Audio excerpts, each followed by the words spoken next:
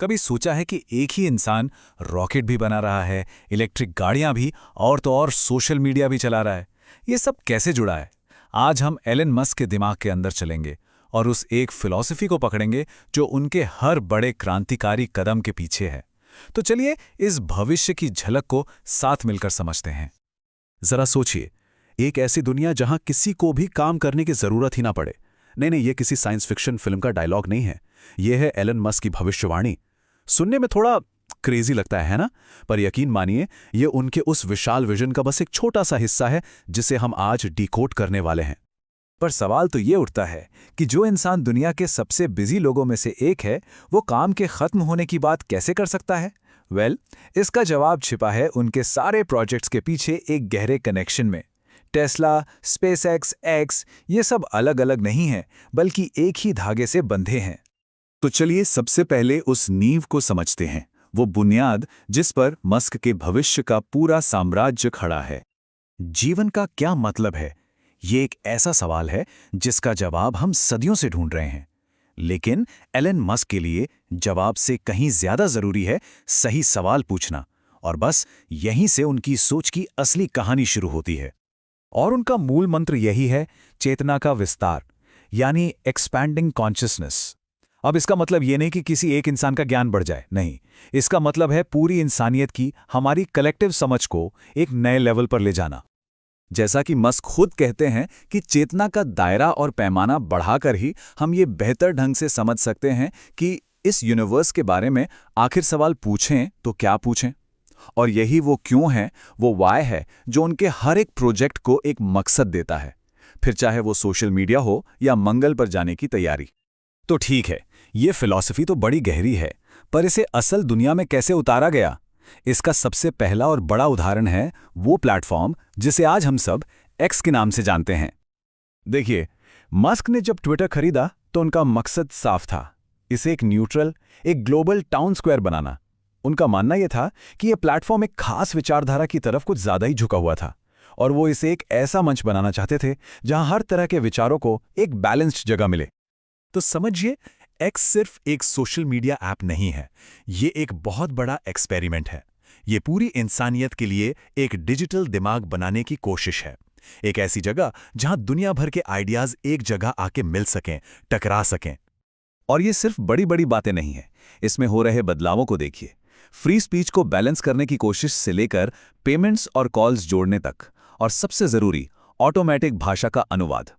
हर एक कदम का मकसद एक ही है, पूरी दुनिया को एक दूसरे के और करीब लाना। ठीक है, तो अब हमारे पास एक कनेक्टेड दुनिया है। अब इस तस्वीर में एआई और रोबोटिक्स को भी जोड़ देते हैं, और फिर देखते हैं कि भविष्य की तस्वीर कैसी दिखती है। मस्क एक ऐसी दुनिया की कल्पना करते हैं जहां एआई और रोबोट्स हमारी हर जरूरत, हमारी हर ख्वाहिश पूरी कर देंगे। मतलब जो सोचा वो हाजिर। ये वो दौर होगा जिसे एज ऑफ अबंडेंस कह सकते हैं, जब किसी भी चीज की कोई कमी ही नहीं होगी। और ये भविष्य शायद उतना दूर भी नहीं है जितना लगता है। मस्क का मानना है कि अगले 20 साल के अंदर ही ये बड़े बदलाव दिखने लगेंगे। पहले एआई की वजह से चीजें और सर्विसेज बहुत सस्ती हो जाएंगी, और फिर एक ऐसा समय आएगा जब काम करना बस एक हॉबी जैसा होगा, कोई जरूरत नहीं। लेकिन यहां एक बहुत बड़ा सवाल खड़ा होता है, अगर कोई काम ही नहीं करेगा और हर चीज लगभग मुफ्त में मिलेगी, तो फिर पैसे का क्या होगा? किसी चीज की वैल्यू कैसे तय होगी? इसका जवाब मस्क इकोनॉमिक्स की किताबों में नहीं, बल्कि फिजिक्स में ढूंढते हैं। उनके हिसाब से भविष्य की असली करेंसी, असली मुद्रा पैसा नहीं, बल्कि ऊर्जा होगी, एनर्जी। क्योंकि इस ब्रह्मांड में कुछ भी बनाने या चलाने के लिए आखिर में तो एनर्जी ही लगती है ना? तो हमने भविष्य की बात कर ली, लेकिन अब एक ऐसा सवाल आने वाला है जो हमारी आज की सच्चाई पर ही सवालिया निशान लगा देगा। ये इस सफर का सबसे दिमाग घुमा देने वाला हिस्सा है। सवाल बिल्कुल सीधा है, क्या हम वाकई में जी रहे हैं, या हम सब एक बहुत ही एडवांस्ड कंप्यूटर सिमुलेशन का हिस्सा हैं? ये मस्क के सबसे गहरे, सबसे फिलोसॉफिकल सवालों में से एक है। और इस पर मस्क का जो जवाब है वो शायद चौंका देगा। उनका मानना है कि इस बात की संभावना बहुत ज्यादा है कि ये दुनिया जिसे हम बेस रियलिटी यानी असली दुनिया समझ रहे हैं, वो असली है ही नहीं। उनका तर्क, उनकी दलील काफी सीधी है। जरा सोचिए, सिर्फ 50 सालों में वीडियो गेम्स पोंग जैसी सिंपल गेम से बढ़कर इतने असली हो गए हैं कि कई बार फर्क करना मुश्किल हो जाता है। अब अगर ये तरक्की ऐसे ही चलती रही तो बहुत जल्द ऐसे गेम्स बन जाएंगे जो असलियत से बिल्कुल परे नहीं होंगे। तो फिर इस बात की क्या गारंटी है कि हम खुद ही ऐसी किसी बनाई हुई दुनिया में नहीं जी रहे? और इसमें एक और मजेदार बात जुड़ती है। मस्क कहते हैं कि अगर मान लीजिए अरबों सिमुलेशंस चल रहे हैं तो जो भी उन्हें चला रहा है वो सिर्फ उन्हीं को चलने देगा जो इंटरेस्टिंग होंगे। जो बोरिंग सिमुलेशंस होंगे उन्हें तो बंद कर दिया जाएगा। तो एक तरह से दिलचस्प बने रहना शायद हमारी मजबूरी है। तो अब देखिए ये सारी कड़ियां कैसे जुड़ती हैं।